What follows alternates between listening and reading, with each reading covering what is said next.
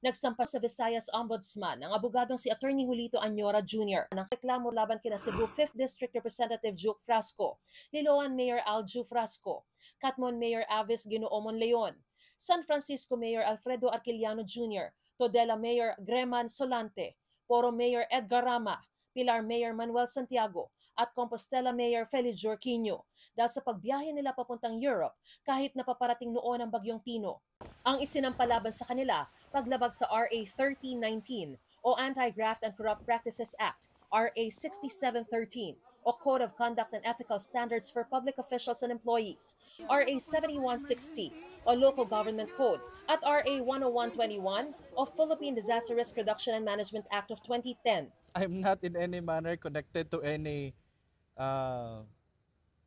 politicians. I filed this on my own judgments because I've seen the incompetence of these public officials, and it is like, I mourned with all of the victims of these typhoons. If these local chief executives are just present during the typhoon, I would not have filed this case. There is dereliction of duty here. Sa pahayag naman ni Congressman Frasco, ang reklamo raw ay batay sa erroneous assumptions o mali-maling paniniwala. Authorized official mission daw ang kanyang pagbiyahe sa London bilang bahagi ng delegasyon ng World Travel Market at aprobado ng House Speaker sa pamamagitan ng Secretary General. Nang malaman daw niya ang matinding pagbaha sa Cebu, ay agad din daw siyang gumawa ng hakbang para makabalik agad sa Pilipinas. Ayon kay Frasco, aprobado ng Cebu Governor ang travel authority ng iba pang opisyal. Sinusubukan pa ng GMA Integrated News na makuha ang panig ng iba pang inirereklamo.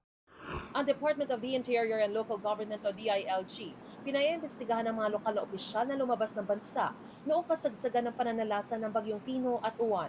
Ayon naman kay Palace Press Officer Claire Castro, hindi nagustuhan ng Pangulo na wala ang mga opisyal sa panahon ng kalamidad. Unang-una sa Pangulo, hindi po niya gusto to. Hindi niya po gusto na ang mga liderato ay chill lang. So dapat ang trabaho ay para sa taong bayan.